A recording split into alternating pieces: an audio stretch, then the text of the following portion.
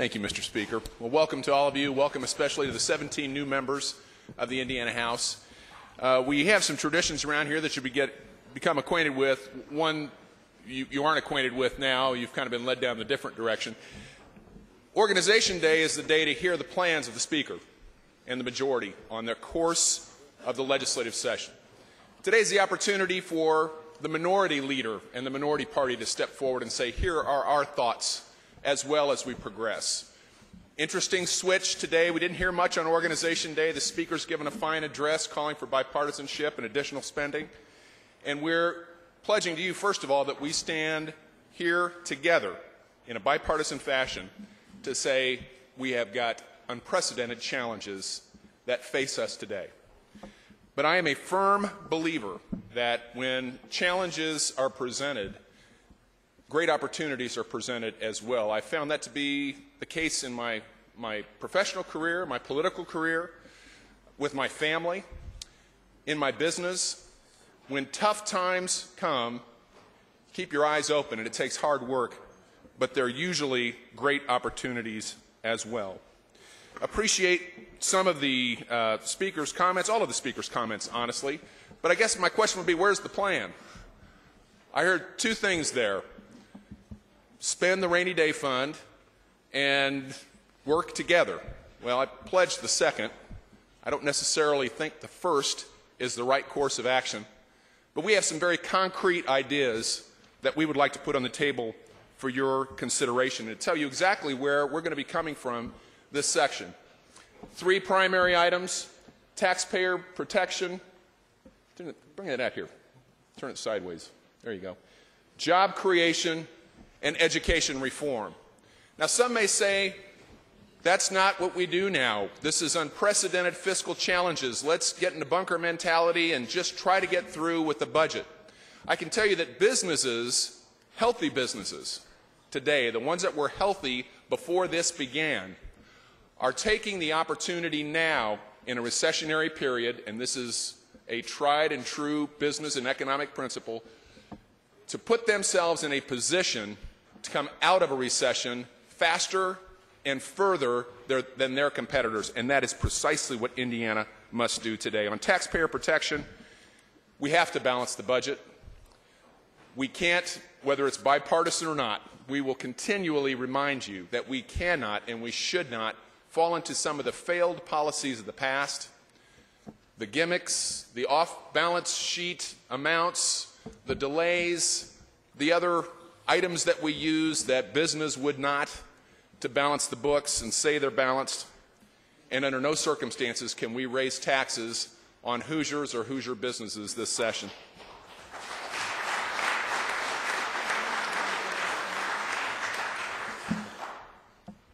We may come at that, what I just said, from exactly the same perspective this entire session, but I can already see the clouds are forming on a second issue that I think is equally critical for every Hoosier. Mr. Speaker, Mr. Chairman, you must free the permanent property tax caps. Hoosiers need them. They need them today. They need the certainty that they will be on the ballot in 2010, and we must trust Hoosier voters on this issue. So, Mr. Speaker, let's see those tax caps on the floor. Now, why? And I know I've heard the positions that it can't do it now, it's uncertain. I can tell you I have two reasons why I believe it needs to happen. First of all, in our communities, and we may all have a story, I have one right here in northwestern portion of central Indiana, Zionsville. Because of the property tax caps, we had 3 units of government voluntarily consolidate on this last ballot. Zionsville, Union, and Eagle Township looked at those tax caps in 2010 and said, we've got to do something. We have to be creative. We have to eliminate layers of government, and they did it. Right here in Marion County, Perry Township is talking to the city of Indianapolis about consolidating fire services. Why? Because the tax caps of 2010. If we remove the reality of those tax caps, or even waiver to say, well, we're just going to wait and see next year. It'll still happen, but we'll just wait and see. I can tell you, local elected officials will not take the creative means that they need to take today to cut local spending and meet the demands of the tax caps. The second one is, I've been here long enough to know that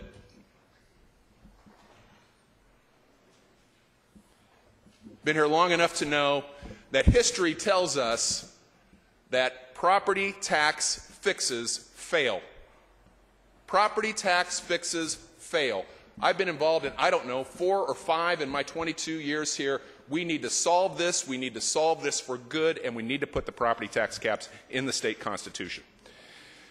Spending discipline is going to be tough for all of us. We're in this together. We know that. And together, we're going to have to say no to a lot of people that many of us would like to say yes to.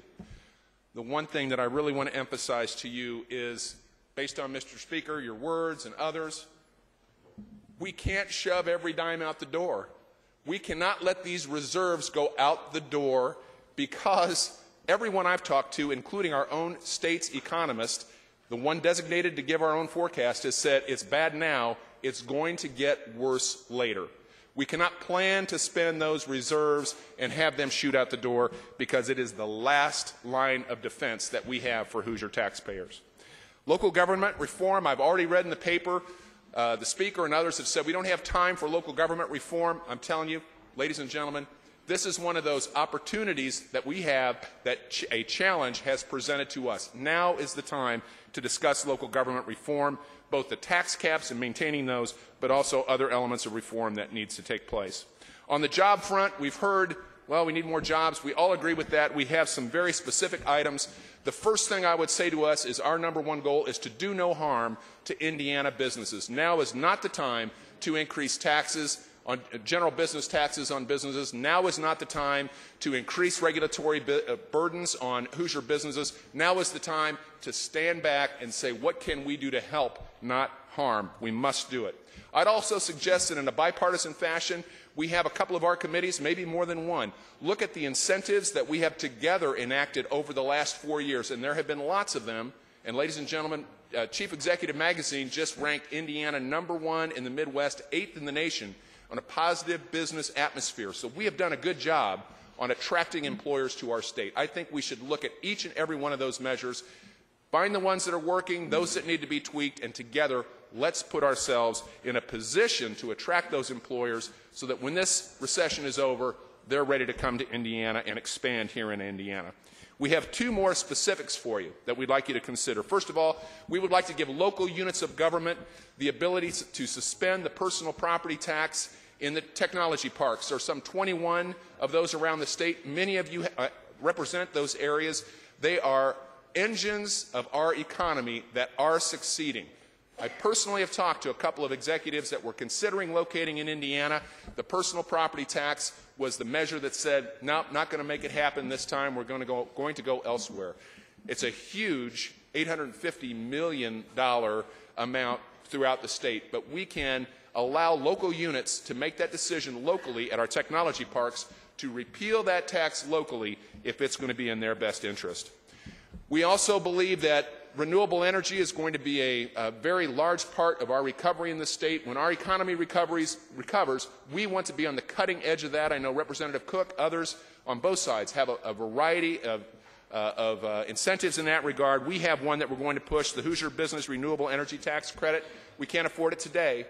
We can afford it in 2011, but we can put it in place today so that those who are deciding in the next 2 years, where will we put our plant? Where will we expand?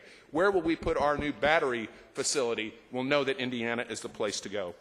And the final item that I believe gives us we believe gives us a great opportunity is education reform. I believe more than ever before that focusing our dollars, which will be limited, maybe flatline, maybe a little bit more, maybe less. We could be like, well, fortunately we're not, like Virginia that just cut education funding by 7% across the board. We're not going to be there, but we all acknowledge education funds will be limited. Let's put incentives in place so that schools get that money to the classroom, to teachers, to direct support for students, and get 65% of that money to the classroom, as we have together called for many years. We also believe it's time to give the best teachers rewards, or put into place the infrastructure for that to happen. And again, one of our proposals is to give bonuses to those teachers who voluntarily take competency testing. And they can do that every 5 years and get a bonus every year after they pass that test. 2011 is the right time for that. It gives teachers time to realize what's coming. It gives the Department of Education time to put into place what is necessary, and it gives our own economic situation the time to recover, to put some limited funds into that regard. I can tell you that there is, having read what many of you have been saying all over the state in your home districts, that there's going to be a strong push to eliminate or limit charter schools and the limited parental choice and family choice that we have in this state right now. I can tell you, I talk to families at charter schools, maybe more than anyone here. I talk to parents who have made the decision or want to make the decision to put their children in charter schools because it's right for their family. And there are thousands of those families across the state. To take that limited choice away from them today would be a mistake.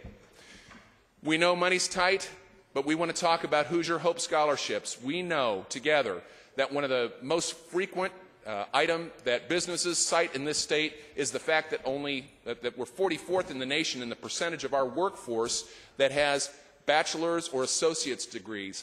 We have to help average families get to college. Do we have the money today? No. Can we put into place a structure for a funded program in 2011? We believe we can, so we want to work with you on that. And finally, the teacher defense measures that have been talked about by our Attorney General, we support those, and we think together we can put into place protections for teachers who want to be reasonable disciplinarians in their classrooms, and let the state help them in that regard. This is a very aggressive agenda. It's very specific. No, hey, we've got to do job creation. No, hey, we've got to be bipartisan, although we agree with both of those issues. We've been very specific here today, and we will continue to be specific throughout this session. There's an old John Wooden quote, and of course people think he's a UCLA coach. He was grew up in Ralph Foley's hometown, all-state basketball player, Purdue, All-American 4 times. So we claim him here as a Hoosier. And one of his favorite quotes was, when opportunity presents itself, it's too late to prepare. We have a stellar opportunity to put Indiana in a position to come out of this recession faster and further than our competitors, just like healthy businesses are doing right now. If we take the appropriate actions this session, not just keep focused on the budget, that's the only thing we're going to do, but prepare ourselves for the recovery, we can really change the future of the state of Indiana. So, Mr. Speaker, members of the House, we're here to pledge our bipartisan cooperation. We will stand and tell you when we differ. We'll try to do it professionally and reasonably. We'll work with you in your committees. We'll work with you on the floor of the House. And together, we will be prepared when opportunity presents itself. Thank you.